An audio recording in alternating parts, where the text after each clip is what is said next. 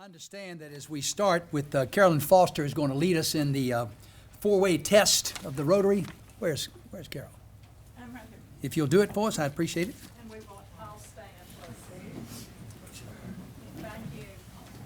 The four-way test is what the Rotarians say every Tuesday. It's very powerful, few words, and Mr. Jobe proves that this is the way he lives. He has lived by the four-way test, and so as we say it, and it's in your bulletin if you'd like to look at it, I'd like you to look at it and reflect on the wonderful life of Mr. Jobe. Is it the truth? Is it fair to all concerned? Will it build goodwill and better friendships? Will it be beneficial to all concerned? Thank you, Ms. Carroll. Van Eugene Gatewood Ham, would you please lead us in the Pledge Allegiance flag? I pledge allegiance to the flag of the United States of America and to the republic for which it stands, one nation under God, indivisible, with liberty and justice for all. Glenn Beach, would you lead us in invocation, please, sir? Let's bow our heads, please. Heavenly Father, we come here today grateful for the gifts that you give us and the blessings that we have in Jesus Christ. Father, we thank you for an opportunity to serve in our community. And Father, we would ask that you bless and guide this nation, protect our troops overseas, and Father, bless this food. In Christ's name we pray. Amen. Amen.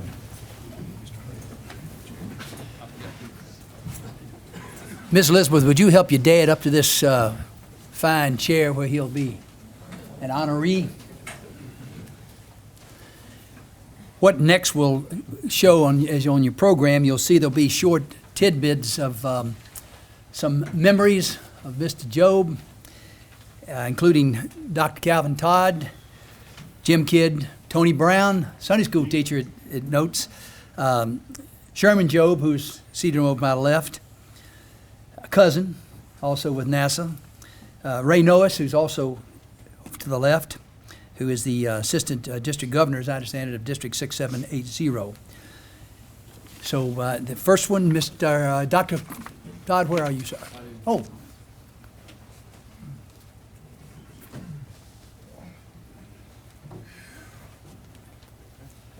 Thank you. Dick Farrer asked me to come and say a few words on Fred's behalf as from the standpoint of his pastor. And let me say it in this way. We live in an age where there are some who like to hop around from one church to another. We might call them church shoppers. In this age, it's refreshing to recognize a man like Fred Jobe this morning, who has been a member of the same church for over 35 years. The church of which I serve as pastor, the Fayetteville ARP Church. And Fred has been not only a member of our congregation since January of 1974, but he's been a loyal member, a faithful member, an officer, and I'm glad to stand here this morning and speak on Fred's behalf as his pastor. And I know that he's been a member of our congregation for about 36 years, been a Rotarian, I think, for 35, and there's probably no other institution or organization that Fred has supported longer, with the possible exception of the University of Alabama or the St. Louis Cardinals. I'm not sure which, but anyway, Fred, I'm happy to speak on your behalf this morning. Thank you, Doctor.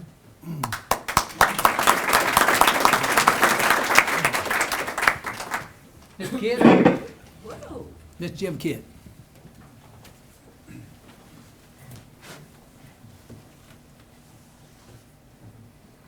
Thank you, Council. I want to thank the members of the Rotary Club for honoring Cousin Fred here this morning, and he's worthy of being honored. And Fred is a winner. That it's been my privilege to have been with him and our family to have been with him in a partnership for the last 30 years. And you may have heard someone say that me and my wife have been married for 30 years and never had a cross word. Roberta says it'd be an awfully dull marriage. Anyway, Fred and I have worked together for 30 years in a part of his farming business, and never had a cross word. There was one problem that at times I would have to remind him that his share was more than he was taking, and that's rather rare. And then at times we may have, I'll quote Roberta again here with her permission, or not permission, but you may have heard someone say that on one occasion I was telling her that she had been a good wife. And I thought for sure she would say, well, thank you. Instead, she said, what do you mean a has-been? Now, Fred Jobe has been and is a good farmer that in all those 30 years, it was always successful, always showed a profit. And Fred, yesterday I called up at his house, and Elizabeth, his beloved daughter, answered the phone and mentioned that Fred was out on the farm taking care of farm business. So he is a good farmer, and he and Charlie are among the best farmers in Lincoln County. That it's amazing to realize that they produce grain sold locally, sold on the barges down near where Leaf lives at Decatur, and shipped all over the world. So Fred is a winner in many respects, and we respect you today. Thank you, Jim. Tony Brown. Ray, can I say one thing before You the can. next speaker? We've had that agreement, never a sign, never an option, never signed anything, just a handshake. You got your rings? Charlie has done all the farming. Still have your rings? I didn't wear it today, I'm sorry. I'm on vacation, so it's nice to be in Fayetteville today rather than Nashville. And I appreciate the invitation because my wife's going to a meeting and she wouldn't have cooked for me anyway. One of my first heroes was a cowboy. He was plastic, and I kept him in a box under my bed. And I knew that he knew exactly how he was supposed to act. And if he was anything, he was consistent. And then came TV, changed everything. Didn't need the plastic cowboy anymore because the real cowboys were on television, riding across, herding cattle, shooting at one another, throwing each other through barroom plate glass windows. And I loved it, playing guitars and singing. And I especially liked the ones that rode the fast horses, got all the bad guys and Indians, and wound up carrying a girl off with them. And then came sports. You know, I'll never forget the night that Roger Maris broke Babe Ruth's record, home runs. Or Johnny Unitas, how he could throw a football from one zip code to another. You know, but then I got to thinking, these guys get paid to play. And the better they play, the more money they make. And the actors aren't really heroes at all. They're just people pretending to be heroes. And when I got to Vietnam, I realized that in order to appreciate courage, you have to have a personal relationship with fear. There wasn't a kid in my unit that had a medal for bravery that wasn't scared to death. And when I cashed my first payroll check out of college, it bounced at the bank. And I thought to myself, I've walked off one battlefield, and now I'm on another one called life, and I need a set of heroes to kind of look up to. Who steps up and volunteers to teach you how to act when things like this happen? Stuff like when you lose a family member. How do you act? How do you respond to that? Stuff like, how do you make electric bill when it's twice what you can afford? Or bring in a crop when it hadn't rained? Or you lose your job because it moved off to China someplace? Or you just get a hand of cards and the first one you turn over says cancer. And you've done nothing to earn it. And as unfair as it is, you find a way to realize that maybe your job is to try to make somebody else a little happy or do something for them, because as bad as it is for you, it's always worse for somebody else. So these are the kind of heroes that you try to look around for. And I realized that my heroes that I needed didn't come from a ball field or a battlefield, but they would come from a cotton field or a cornfield.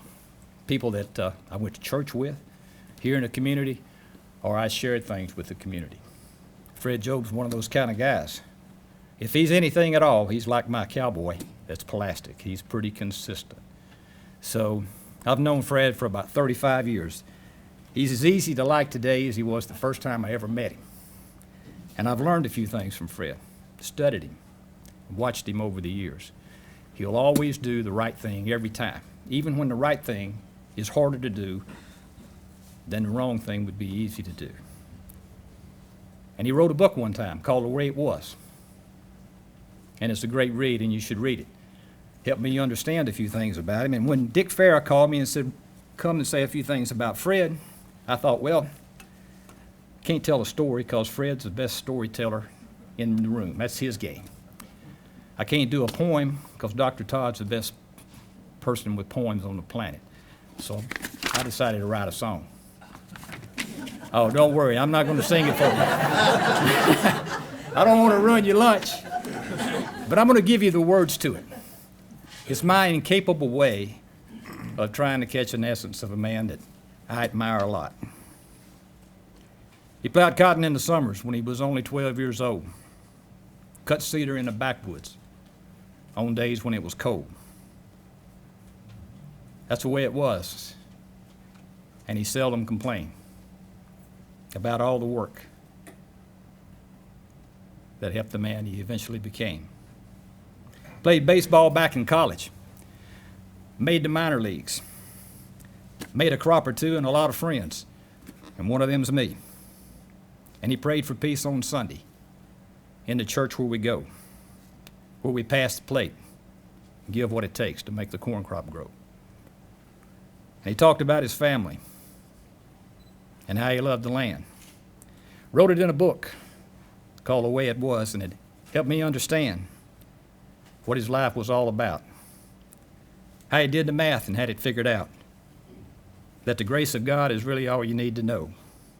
It's written in the book of Job. Second verse, picks up, gets better. Try to remember the words. You might want to sing it sometime. He talked about the Great Depression and how the times were hard. Gave me the flowers that bloom each spring that's planted in my yard. And the beauty reminds me of how he loved to give. His legacy forever about how a man should live. And he laughed out loud at all my jokes, cried with the pain of loved ones lost and for crops that need a rain. And he prayed for peace on Sunday in the church where we go, where we pass the plate and give what it takes to make a corn crop grow. And he talked about his family and why he loved the land. He wrote it in a book called The Way It Was, and it helped me understand what his life was all about, how he did the math and had it figured out, that the grace of God is really all you need to know. Wrote it in the book of Job. Last verse. I recall one Sunday a few years back, a man came off the street. His clothes were worn. His hair was long. He could use a bite to eat. He stood there for a moment, uninvited by the door. And the fact that Fred was on his feet and first to meet was hard for me to ignore. Hey, fella, where you be headed? Can I ask about your name? Come on down to Sunday school. You need to get in out of the rain. And he put an arm around him and became his new best friend and sat there beside him until the service came to an end. Two total strangers just an hour ago, yet Fred gave him money as he shook his hand to go. And he prayed for peace that Sunday in the church where we go, where we pass the plate, give what it takes to make a corn crop grow. And he talked about his family and how he loved the land. Wrote it in a book that helped us all understand what the man is all about, how he did the math and had it figured out. That the grace of God is all you really need to know. Written in the book by Fred Jobe. Thank you, Tony.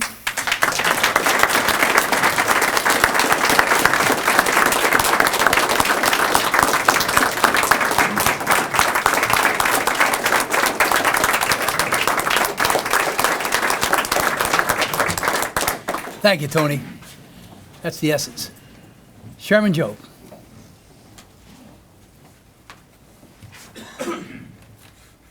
Sherman. Fred, I appreciate the opportunity to be here today, to be here for the recognition, the special recognition that you're getting, recognition for things you've done, but also recognition for who you are and the choices that you have made. As each of us go through life, we many times are confronted with the road forking in front of us where we have to make a choice. And those choices are made without knowing what's in front of us down the path that we choose to go. And we know for sure that we won't know what was down the path that we didn't take. But in those choices that we make, they influence us in so many different ways. If each one of us were given a few minutes, most of us could come up with a dozen times in our life when the choices that we made affected our life for the rest of our life. And it's obvious, Fred, today you made a lot of good choices. At the age we are, 10 years difference seems really close. But when I was a 10-year-old boy on a farm in Newmarket, and knowing that he was pitching in the St. Louis Cardinals farm team, that was miles apart, both literally and figuratively. And things like that is my earliest recollection of knowing there was something more, something bigger, opportunities. And those things in each one of our lives, I think when integrated together, influence a lot of the choices that we make. I'm confident today that Uncle Buford would be really proud of you and this day. Enjoy it.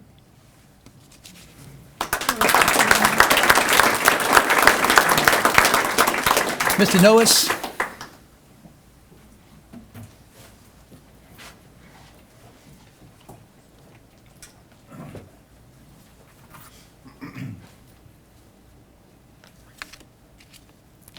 Fred, it's really an honor for me to be here today and pay tribute to you for your career in Rotary. I know more about you through Rotary than all these other wonderful things you've done. I didn't know that you were a farmer. I sure didn't know that you had a history of pitching baseball. You're just that old guy that sat in the corner up there. And I found out all these wonderful, it's great to know you. Now, why am I here?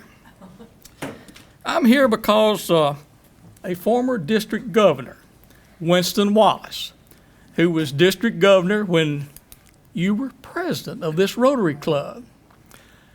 Well, Winston Wallace sent a tribute to you through Carol LaRue. No.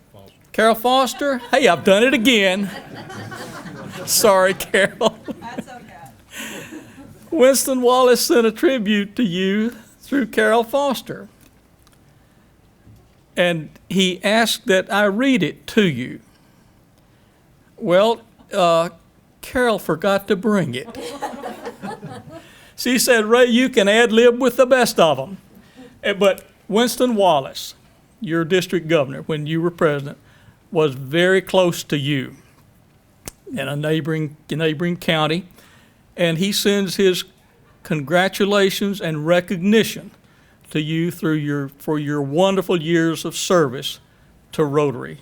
And for that, as the assistant governor to Bobby Davis, I congratulate you and wish many more years of Rotary for you. Thank you. Okay.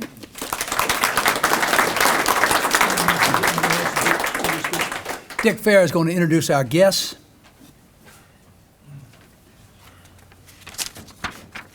Thank you, Ray.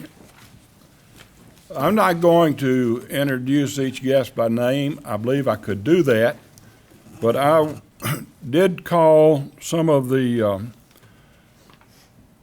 boards and businesses around community that Fred has served either as a board member or as a committee member. And as I go down the list here, if you're here representing that group, I wish you would stand and remain standing. Elected chairman of the board of Lincoln County Hospital in 1979. Russ, stand up. Served 4 years on the Fayetteville Lincoln County Chamber of Commerce, and I know we have several representatives here today from the Chamber of Commerce. Served on the Lincoln County Farm Bureau Board for 20 years.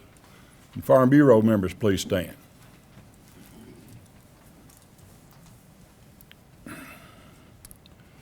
Joined the board of Fayetteville Electric System in 1989. Electric System members here.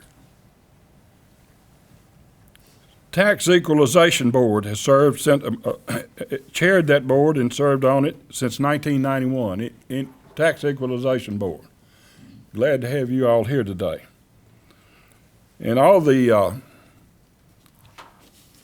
family members, you may be seated now. I know I've worried Charlie and Lori to death. Would you all stand, please, if you would? Since we thought of this idea. Leif is here with us today. Leif, would you stand? His wife Barbara couldn't be here. David and Rita, good to see you all here today. And Elizabeth is here with us today from Birmingham. Sorry, Ken couldn't be here. So it's nice to have the family members and the other guests, if you would, please stand. The table's up front. Glad to have all of you here to join us and help us honor Fred today. And you didn't stand, young man. Stand up. Your grandchildren are also here. Yeah. Thank you. Okay. All right. Thank you for being here, and you may be seated. When I first came into Rotary in, I believe, '83, it was one of the things that my mother and father taught me, Mr. and Mrs. always say, and I met, it was the first meeting after I was inducted. I said, hello, Mr. Jobe, how are you today? And he said, Dick, you're a Rotarian now, and remember this, it's Fred from now on. And I always appreciated that, and Fred, we're glad to have you here to be honored today, and we look forward to seeing you at many more meetings. And I've heard a little bit of Ray's keynote address. I think you will enjoy it, and he's back up now to present that. A life. I had a call on my Irish playwright, Bernard Shaw, to appropriately give you an opening that I truly believe is fitting for this man's life. The true joy of life, the being used for a purpose considered by yourself a mighty one, the being thoroughly worn out before you're thrown on that scrap heap, the being a force of nature instead of a feverish, selfish, little clod of ailments complaining that the world will not devote itself to making you happy. That's not Fred Jobe. He was a force of nature. He is a force of nature. In his lifetime, he has seen things that we all, if we look back in our childhoods with our grandparents, or some of us, like Mr. Harmnig, who have same age, we've gone through either vicariously or through our parents, or have lived it. He lived it. depression, education, work, war, family, his fine marriage. All these things occur in a lifetime. But what's the common thread that runs through one's life? All families have it. What is it that in that periphery, as we go through our lives in this cycle of life, that gives us something that we can say, life is not monotonous. Life is not a rut. Now, hard work is absolutely one of them. There's no question about that. And this man exemplifies that. But what is it in his life? And the reason I'm so pleased to be here is because his life parallels mine. Because that thread that ran through Fred Jobe's life ran through mine. That's baseball. Baseball. June 22nd, 1926 was the day that Fred Jobe came into this world. His mother, Miss Vera, gave birth to a strapling son at a Newmarket hotel. Word was sent out to her good husband, his father, Mr. Buford. Tell Buford I'm about to have a baby. Get him over here. He was at the barber shop. Sent back word, well, I got 3 more head to cut. Let me just wait a while. Get your butt over here. And we got the baby. Now, June 22nd, 1926, what's happening in the world of baseball? The Cardinals are moving towards a pennant. The Cardinals are moving towards a World Series victory. The Cardinals would be the team that signed Fred Jobe later in life. So it's somewhat, I guess, fitting that in the year of his birth, his team won the World Series. They beat the Yankees in 7. And they beat the Yankees in a way that only baseball lore can make it real. Bases loaded, bottom of the 7th. Yankees got 3 on base. Cardinal manager comes out. We need a reliever. Points to the bullpen. And an old man walks out with his hat askew, probably a little drunk. Grover Cleveland, Alexander. Old Pete. He's got Tony Lazzari at the plate. The little Italian from California, the little upstart, little shortstop. Old Pete looks at him, that wad, that hat askew, eyes a little bloodshot, and takes him to his knees with 3 strikes. Boom, boom, boom. Pitches 2 more innings of hitless baseball. This man is 40 years old. In the 9th, he walks Babe Ruth. 2 outs. The old Babe, his legs weren't spindly then, attempts a steal and is thrown out, and the World Series is over. Yankees are down, Cardinals in 7. Growing up, from 1926 forward, now we see what's approaching in the world. We've just entered a world war not too long before Mr. Fred's birth. And then the Depression's approaching. His daddy, a barber, made a little extra money sometimes going over to the funeral home and cutting hair. We get $5 for doing a little trim. 60 cents for a haircut and shave and so forth. And life was good. It's on the farm. Work in Newmarket, Alabama. Isolation, rural America. Things are happening. 1933, at the age of 7, his daddy, who has a passion for baseball, like myself, is a lefty, says, Fred, I'm taking you to a ball game today. And really? So he goes to his first ball game with his dad, who pitches that game.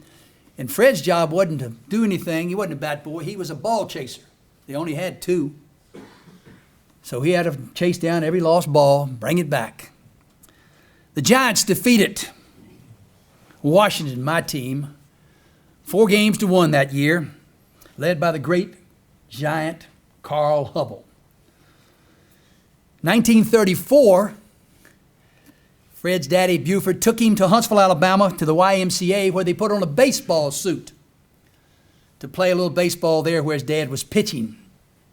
First time Fred had ever seen water come out of a pipe. Can you imagine? I remember going to my grandfather's house and having baths on a great big tub from water we pumped from a well. Outhouses. Do you think we kids, do you think he knew that we were impoverished or in need of anything? Of course not. Life was just the way it is. He spent his time as a youth watching his dad and his mother work, work, work. They began buying and selling farms. They went into the dry goods business. In other words, if you're a barber and things aren't going good, you sell some dry goods. Rolling stores, I learned, came into town. These were stores, you remember the old panhandlers that came? This is what he's seeing as a youth, picking cotton. When I first came to Fayetteville, Tennessee about 39 years ago, kids were still getting out to pick cotton. He did it throughout his youth, picking cotton. 1937, for Christmas, you got a croquet set. I can't imagine what a baseball player's doing with a croquet set, but he became a champion of the croquet set. Yankees beat the Giants 4-1 that year. DiMaggio, Red Ruffing. Oh, these players. Safety razors came into being. Uh-oh, the barber business not looking too good. Maybe I should get into more farming, says Mr. Buford. And so, sure enough, they do a little more farming, do a little bit of barbering, maybe on the weekends, come in and cut some hair on Friday and Saturday. 39, the war in Europe erupts. No radio. How do you know what's going on in the world? No radio. 1940, at 14, his dad's now pitching at the old Hurricane School. Fred Jobe goes to the outfield without a glove. Cincy beats Detroit 4-3 with a 40-year-old catcher named Jimmy Wilson. Come out of retirement after 3 years because one of the catchers committed suicide after a bad game. And the great catcher, the only one to ever win 2 batting titles, Ernie Lombardi, couldn't play, he was hurt. So they bring in Jimmy Wilson, who hit .353 in that series to lead them. But here's the catch. This is little tidbits that makes baseball such a wonderful, wonderful game. The Tigers got into the game, into the World Series that year by beating Bob Feller, who I consider one of the great right-handers of all time, next to Mr. Fred Jobe. Bob Feller won 27 games that year, but they had to have a little playoff game, the last game of the season. And a fellow named Floyd Gabble, who had won 2 games at age 30, that's it, teed it up against old Bob Feller and beat him 1-0. That was the last game Floyd Gabble ever won. Never won another game in the big leagues. But he won it, took him to the World Series. But the greatest of those players in that 1940 series, Fred will know him, probably played against him, was a fellow who spanned the 20s into the 50s. Bobo Newsom. Old Bobo referred to himself in third person, and he would refer to everybody else as Bobo. You'd be Bobo Mac, not Mac. Old Bobo pitched the first ball game that year and beat Cincy in that first game. What a wonderful game it was. But his daddy died. Watched him pitch. So 2 days later, he took the mound again. The newspaper said, Bobo, how you feel about today's game? He said, well, I think I'm going to win this one for Daddy. And did. Then he took the mound for the 7th game of the World Series. And the newspaper said, Bobo, are you pitching one for old Daddy today? He said, no, I think I'm going out there and win for old Bobo for this one. 1940 saw this man in school, but he's now in the FFA, and he's in a speaking contest. Now, Lord, you talk about the stories he can tell. It reminds me of that old Jimmy Buffett lyric when he says, oh, the stories we can tell. Sit upon the bed of some motel and listen to the stories we can tell. And if you ever played baseball in the bush leagues, and sit on those old buses and listen to the stories. You can tell. But he had this speaking contest, and he did okay in it, and it was a precursor for what was to become in 1958 when he became a salesman. Now, I have a feeling that he was always a salesman, always able to persuade. In 1941, though, he got his first glove, and he and his dad, can you imagine, he and his dad played on Saturday and Sundays. He's 15 now, playing baseball. And we parallel that because when I was 50 years old, I got to pitch to my son, who was a fine catcher up at Middle Tennessee. And I pitched to my son 3 innings one Sunday afternoon up in Granny Park in Nashville, and I thought, oh my Lord, what can be better than this? I'm on third base, he hits a grand slam, and we win. Next week, I'm in Shelbyville, Tennessee, gave up 3 home runs, looked like BBs going out of the stadium. You could have put a stewardess on that ball. I called my son out to the mound. I said, son, are you going to give me some signals? He said, come on, Pop, I can catch you barehanded. Good location, though. He became the FFA president that year. By the way, the school burned down in 1939, I believe, and they built a new one. And guess what they had in this new school? Running water. Oh, my Lord, Mr. Jobe. Running water and steam heat. Oh, life was good, wasn't it? 1941. Talk about that cutting cedars. One of the things that amazes me about people who know how to make money, and I'd rather have his money than a license to steal, because they work and they just seem to be able to know how to make that little extra, like cutting cedars and haul them out in the winter. Selling a calf or two, making the deal throughout his lifetime. 42, lessons in life. He has a little run-in with the coach, so he decides he's going to quit school. Oh, well, quit school, Daddy says. Okay, well, I got a little patch I want you to work on up on the hill. It'll be all yours. We're going to work it and cut it up, and we can do a little chopping today and get it done. About after 8 hours, he was ready to go back to school. Daddy taught him a lesson. My dad did the same thing to me. He said, I want you to be a laborer, son. You can haul brick to me while I'm laying them. Took about a summer of that, and I decided law school might be the thing for me, since work was an anathema. The Cards that year, though, won. 4-1 over the Yankees, and it was the first time the Yankees, in all the series they'd been in between 1926 and this one, in 1942, that they had lost since 1926, the year of your birth, when the Cardinals beat the Yankees. Got his first dress suit in 1942. Can you imagine that? Do you remember your first dress suit? I like that word because we in the country have our own vernacular. You know, I heard me mention a moment ago baseball suits. We didn't say uniform. What do we call a catcher? He was a hind catcher. Well, if you go up into big cities, they make fun of you calling somebody a hind catcher. A dress suit. Wow, Robert Hall. I remember going down to Robert Hall and getting my first suit. So proud of that thing. Threadbare. He got his first date that year, too. Oh, he was good with the ladies, I'm telling you. Except this one. It reminded me of my first date out there with this pretty little girl, and the moon was up, and I'm sitting there, and I'm thinking, maybe I'd better say something literary. Are you familiar with Hemingway? She said, you mean Benny Hemingway drives that 49 Ford down in Show Low? Get in the back seat, Joke. I think we're going to have a good time tonight.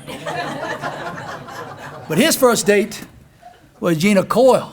Oh, Gina, what a wonderful girl. They went to a picture show. There's another country term I love. Went to the picture show. My grandfather used to take me to the picture show and watch old Lash LaRue and Hopalong Cassidy and all those characters. But he was taking her to a picture show. I hope it wasn't Dallas, Debbie Does Dallas or something, but it was. But they get there, it's a night show. Now they got to drive home, the lights go out, and here's Gina's head hanging out. I think you're okay as they ride home. Can you imagine in the dark, back to Newmarket? Well, they said, we're going to go to a movie next week, but we're going to go in the daytime, except a wasp hit him in the eye. He doesn't have a telephone. How's he going to call her? Needless to say, he didn't have a date with that gal anymore. That did it on him. Now, as life is going on with this, in this particular case, he graduated from high school at 17. Well, he turns 18 on June 22nd, 1944, gets his draft notice. He's colorblind, he's got a bad knee, he's 4F. They send him home. Sure enough, Alabama calls, the University of Alabama.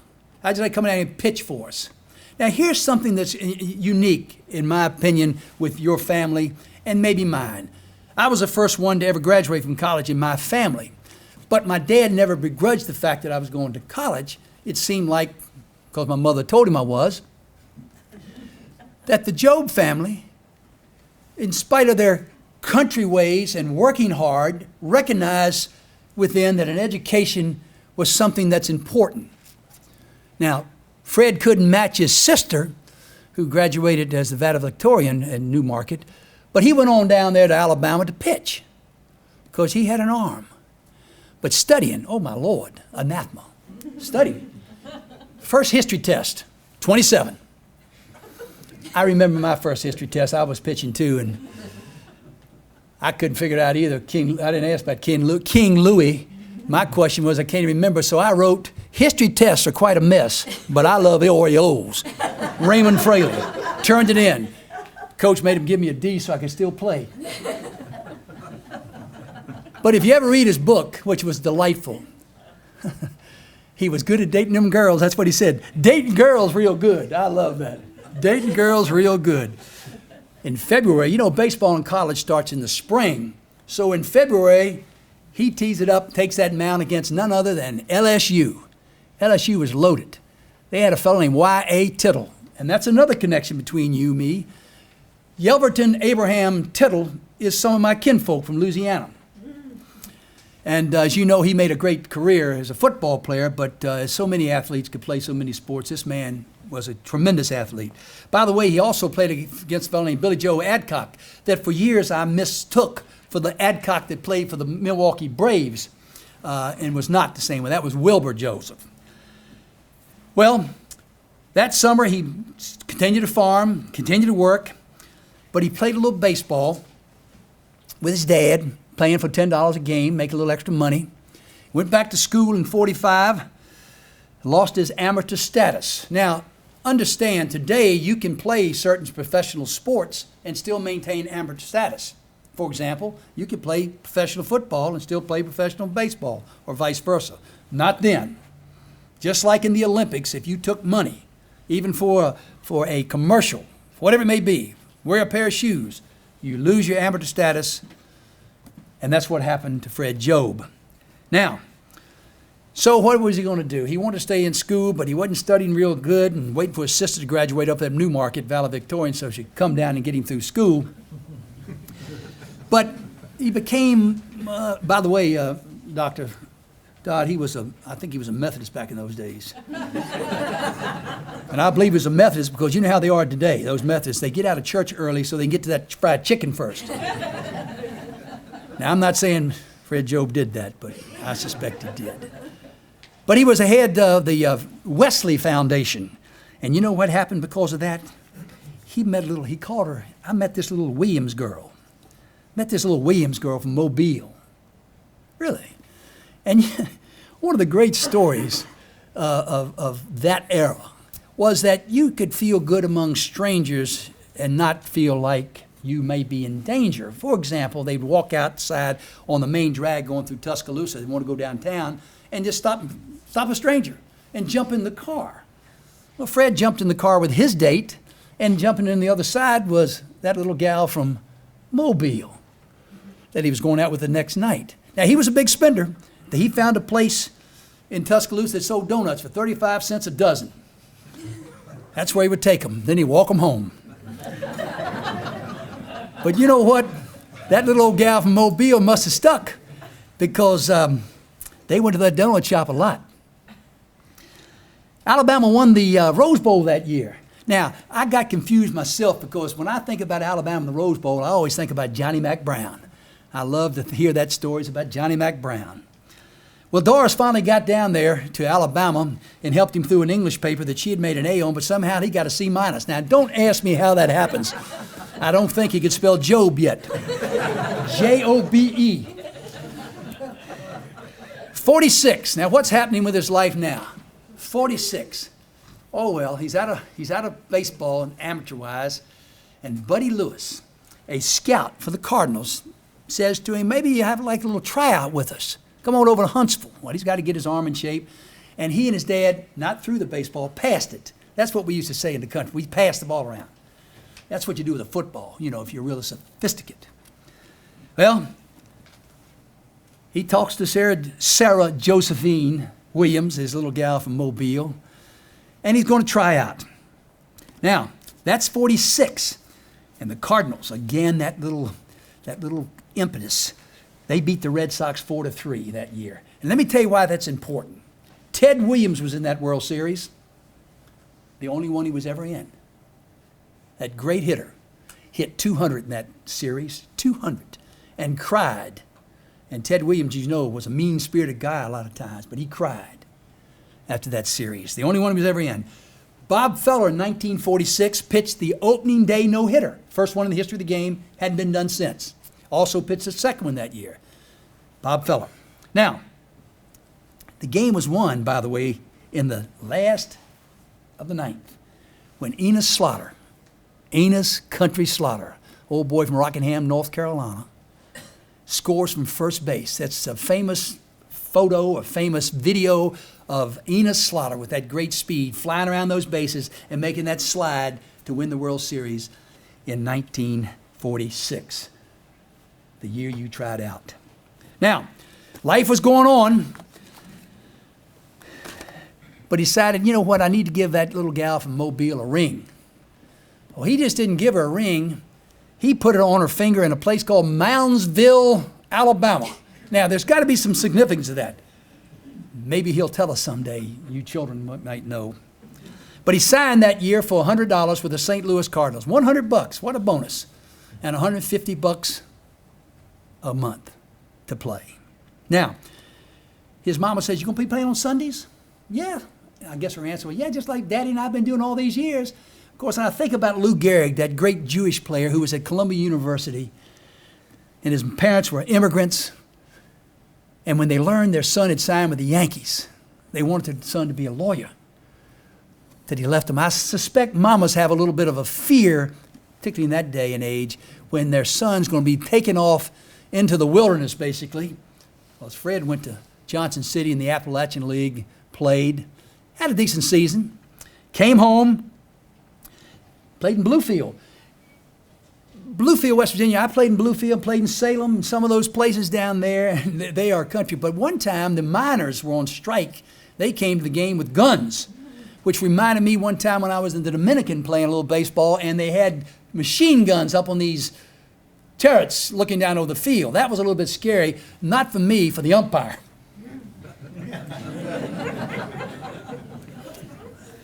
'47, he was traded to the Braves. Now, that's the old Boston Braves, by the way, not Milwaukee, not Atlanta.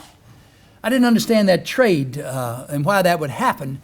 It's funny how baseball was cutthroat back in those days. If you were a bonus baby, a little higher money, you were, and you had somebody that was better, they were going to protect that bonus player as opposed to somebody who maybe had a chance. They don't do that anymore. You still have a chance. But back in those days, I suspect maybe that's what happened to Fred Jobe. Any event, he got traded, and then in July of that year, he was released, coming home. Now, he'd already been to Mobile to see Sara Jobe's family down there. I don't know what they thought about that old country boy from Newmarket, but they must have liked him because that summer, on August 17th, they got married. Now, baseball is over because it's time to get to work. He took her out in that cotton field, and she picked a little cotton. But she wasn't no cotton picker, Fred. That gal was destined for other things. She could play the piano, she could teach. And he helped get her a job up there in Newmarket, which made it easy for their marriage. 1948, they bought a farm. Now, baseball's not in his life right now. He's got to work. Then in 1950, old Leroy McCullum shows up. Now, old Leroy started a fertilizer and coal company down in Newmarket, Alabama. But he was a baseball lover, and he knew that Fred could pitch. So he says to Fred, look, how about a little baseball? I'll pay you a little money, pitch for us. And so in 1950, he took up the game again. In 1950, the Whiz Kids from Philadelphia won the pennant, but lost the Yankees. I can still to this day tell you that Phillies lineup with names like Puddinhead Jones, Granny Hammer, Puddinhead Wilson, Granny Hammer, Richie Ashburn in center field, Eddie Wakus at first base.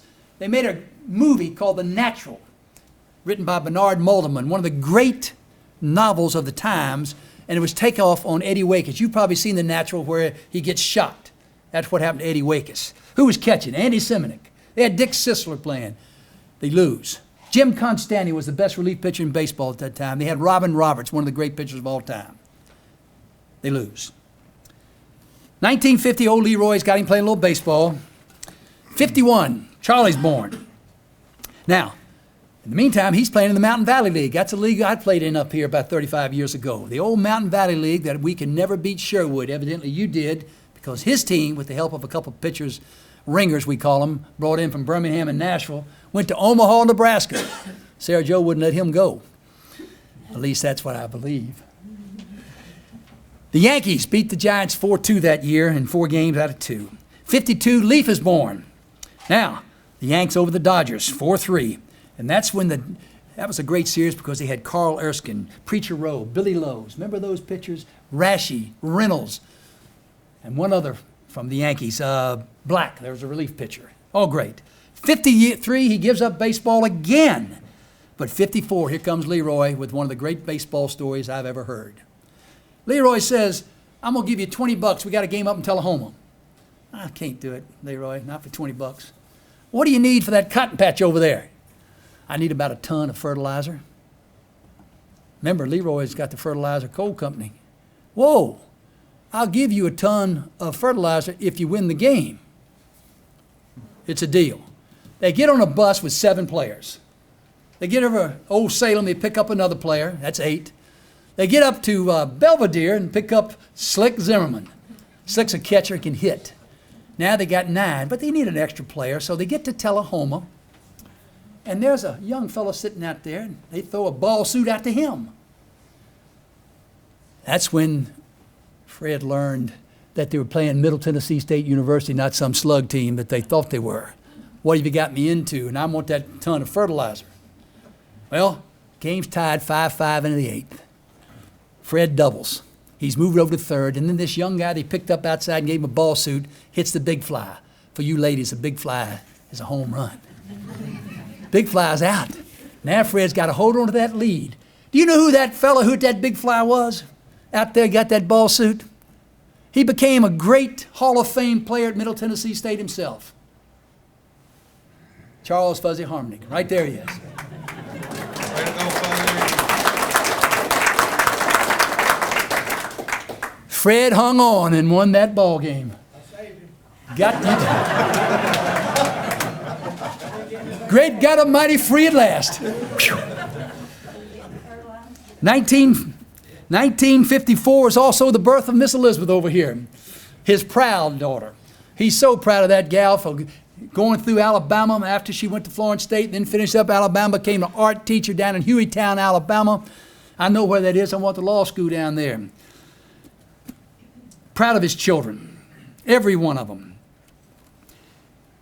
58 was a changing of the guard, so to speak. Here's a farmer who has done really well with all the things he's done, and suddenly in 1958, somebody approaches him, and guess what? We go back to that speech he made with FFA.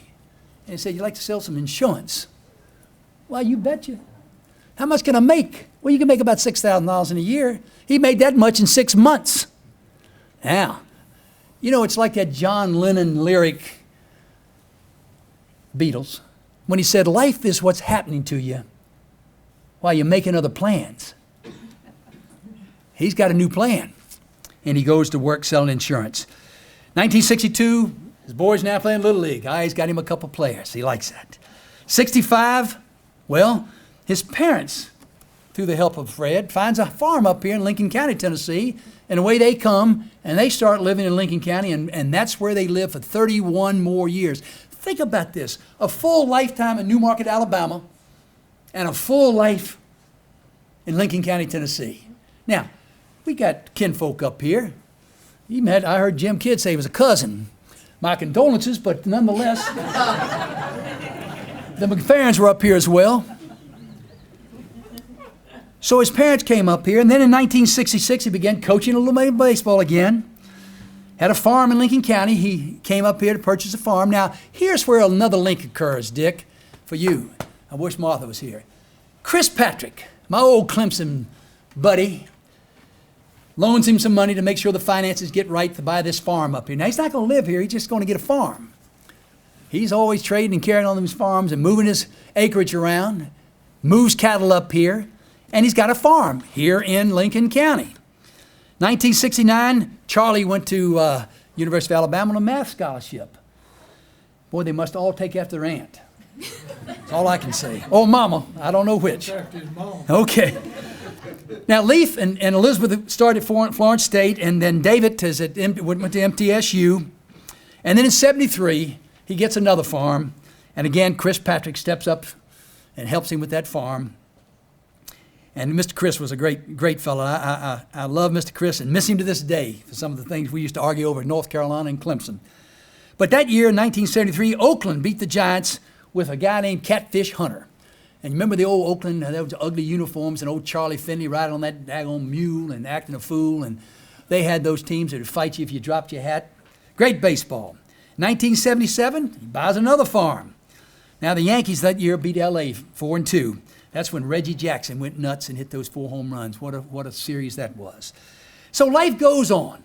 Life is going on. You've already gone over all the things you folks stood up that he's been involved in his lifetime. 1997, 50 years with his battery mate of life. Sarah Josephine, that little gal from Mobile. 97. My dad once told me that baseball is the greatest game in the world and that discipline is the key to life. I share that with my dad, who was a baseball player, and I think Fred Jobe shares that. Baseball is like church. Many attend, but few understand.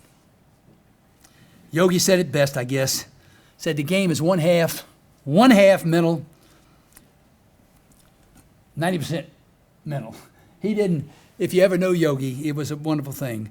For those who love the game of baseball, the history, the lore, the symmetry of a baseball diamond, it is a metaphor for life. No question about that. For when the great scorer comes to write against your name, he marks not that you won or lost, but how you played the game. That came from Grantland Rice, who played at Vanderbilt. Baseball has so many things that are so important. Language. When Miss Liv was born in 1954, the Giants won in 4 straight. Beat Cleveland. They'd won more games than anybody in the history of baseball, 110 games, and they lost 4 straight to a guy named Dusty Rhodes, who a lot of pitch home runs that this man pitched against. But the real quote that came out of that was Willie Mays, a guy named Bill Murray, who wrote for the LA Times, said, Willie Mays' glove, where it triples, go to die. Vic Wirtz hit that shot we can still see. Baseball plays a role in many lives, but in my life and in Fred Jobe, it played a huge part of our lives. And he has played the game of life with honor, with dignity, and as he said in that play, it's all in the book of Job. Thank you. Thank you for your friendship, your service, and your example for young people like me. Thank you, Lord.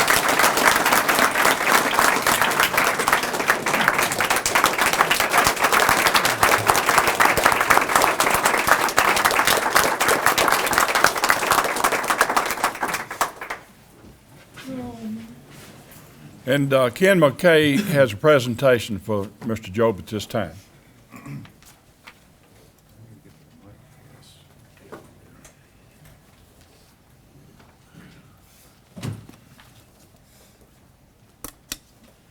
Only a really good farmer could have 2 lawyers talk today and not pay him a dime.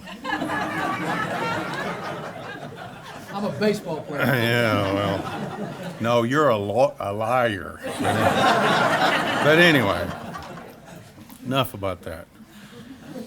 I'm real lucky I get to sit next to Mr. Jobe for several years now. And I got to meet Mr. Jobe because of Miss Sara. She'd come up to me and she'd say, it doesn't matter what my name is. Everybody in town says, you're Joe Sir's son-in-law. Well, she would always want to know what fabrics had come in and this and that. And as years went by, she couldn't come in, but I kept her up to date. And I feel like I'm doing that with you now, Elizabeth. But in our club, a lot of people serve a lot of different things. And I guess I'm the loudmouth and the instigator and all that. And Mr. Jobe is just always there. You got a program going on, he's going to come and sit with us. Mrs. Jobe was with us for a lot of that too. If we handed out dictionaries, he was there. The toy drive, he was there. The fish fry, he was always there. You were there this year, weren't you? No. Well, that's one year you missed. This one first year I missed. Yeah. I always sliced the onions because everybody else cried, but I didn't. Well, but all of us have this gift, and that's what brings our club together. And sitting next to Mr. Jobe, you'd think that he and I wouldn't get along. I grew up in a big city. He grew up out in the country. You think I'm a Phillies fan? Well, he was a Cardinals fan. I like UT, he likes Alabama. But instead of bringing out our differences, he always looked on things that we could say that we had together. We like sports. We like this, we like that. But you talk to him 20 years ago, 30 years ago, today, tomorrow. He's not going to tell you something that's not good about yourself. He's going to find something that's good. He's not going to find something that's bad about you. He will find something good and bring it out and praise it and make it grow. When Carol talked about the four-way test, and I want you to look at this for our visitors. I'm going to read this out again because, you know, some things aren't worth repeating, but I want you to think about Mr. Fred Jobe. Is it the truth? Is it fair to all concerned? Will it build goodwill and better friendships? Will it be beneficial to all concerned? Fred Jobe. A lot of times we hand out plaques for doing a good job in the club and different things like that. Mr. Jobe, you got the game ball. Roll Tide, Mr. Jobe. We didn't go too good this past week.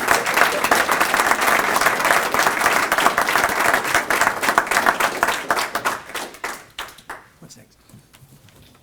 Dick, can I get up, help me up? I'd like to say a thing or two. Well, they're not through yet, man. Not quite through, Mr. Jobe. I got your son Leaf coming up. They're not through yet. They're not through yet?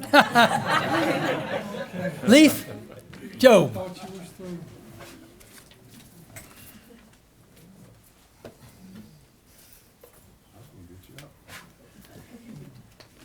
Well, what can you say about your parents? First thing that comes to mind is Dad's a reflection of his parents. We were taught from a young age to work and to produce. You had to produce to illustrate that you believed in something. And I can remember in the summer months when Charlie and I and Dave, would actually spend the summer months with our grandparents and work the week on the farm, and then return back home on weekends to attend church, and of course go to our school during the school year. And one of the most indelible memories that I have is every morning, without fail, Mama would read a chapter of the Bible before breakfast. Breakfast would be on the table. We'd all sit down. She'd read a chapter of the Bible. We'd have the blessing, and then we ate. She produced what she believed in, evidenced by her son and daughter, Dad and Aunt Doris. And again, our mother was a reflection of her parents. They grew, her parents, her dad was a farmer, what we would call a truck farmer, small farm in Mobile area. He raised a lot of eggs and he was president of the Mobile Farmers Association there in Mobile area and county. And Grandma Williams, she produced what she believed in, raising her children. She raised a lawyer too. So, and Grandma Jobe, my mother, my sister, all in the school teaching profession. They produced what they believe in. And that's probably what I could say about my dad, is he always instilled in us, if you believe in something, find what you enjoy doing, and if you believe in it, then you can produce something worth having.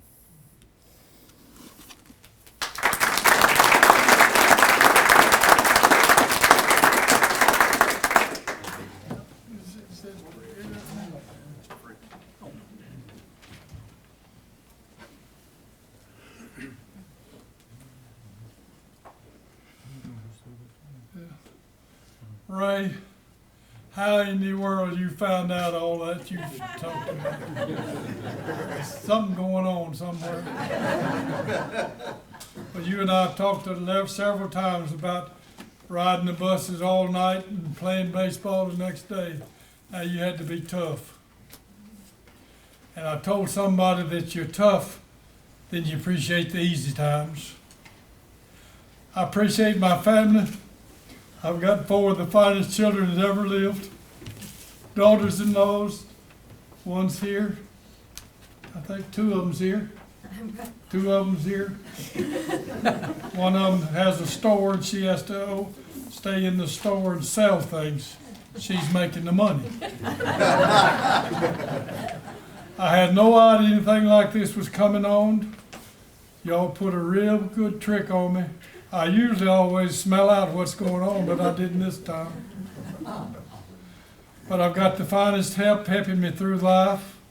I've got 3 different ladies that's coming. Rita hauls me around all these places I have to go get my shots and my chemo. Sheila stays there all the time with me. My son Jay spends the night with me right there, my grandson. He comes about 8 o'clock every night. And we talk a while, and we go to bed about 11 o'clock. And I tell him to look and see if I'm all right about 6 o'clock when he leaves to go to work. See, I've taught him to work. He's working. And my grandson Allison back here, she's going to college. I'm helping her go to college. And Russ, I had scholarships out at the hospital for several years for people who wanted to be a nurse. I thank all of you and people like Sherman that would come from Huntsville, important jobs that he has. All of you people took off from work. Tony, supposed to be in Nashville and working, took off to come here. This has been a wonderful day, and I pitched against Dusty Rhodes. He hit several high fly balls, but they caught him. And you mean it's Enos Slaughter. I went to spring training with the Cardinals in 46, I believe it was. And you know what spring training was. A bunch of rookies throwing batting practice to the hitters. You have to go out there, they tell you to throw 3/4 speed to those batters. But they was hitting balls back by my head. I knew they was square when they hit them flat. So I found out if I threw about all I had, they didn't hit them so bad. But Enos Slaughter come to bat, and he hit about I threw about 15 or 20 pitches to him, and I think I unbuttoned his shirt one time. And you always bunted, your last pitch to run to first base. And he bunted that ball down the first base line, and he took 2 or 3 choppy steps to step on my right hand. And my right hand still got the scars where he stepped on my hand. Blood was gushing out of my hand. I picked up the ball and hit him in the back. And when I went into the dugout after my turn was over, the manager says, "Do you know who you hit?" I said, "It don't make no difference who I hit. Nobody gonna do me like that." So 3 days later, I was on the plane to Albany, Georgia. And from there, then Boston traded for me. You read in the paper about these stars getting plated and the undisclosed rookie thrown in. I was the undisclosed rookie. They didn't even think enough of it to give me my name. But I've enjoyed life, and right over the training, when you went into the St. Cardinals training room, it says, "Be nice to the people on your way up, because you'll meet the people on your way back down." So I've tried to live like that. I've tried to be nice to the people up on top, because I'm going to meet these people on the way back down. And Jim, kid, I'm thankful for you. I'm the only man in the world, but most of y'all don't know this, I'm the only man in the world that's kin to Jim Kidd and Charles Glegor.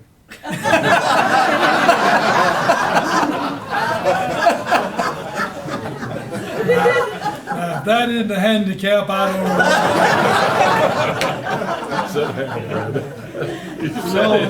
Don't know. said it all. Charles Glegor is a banker. Take 2 and hit the right. Okay. You're good. Oh. All right, well, that was a great program. Thank y'all for putting all that together. Glad we were all able to be a part of this, Mr. Jobe. And I just want to thank all the speakers and the guests for coming today. With that said, like I said, it's great to be here with you, Mr. Fred, and learn a lot about you. Meeting adjourned.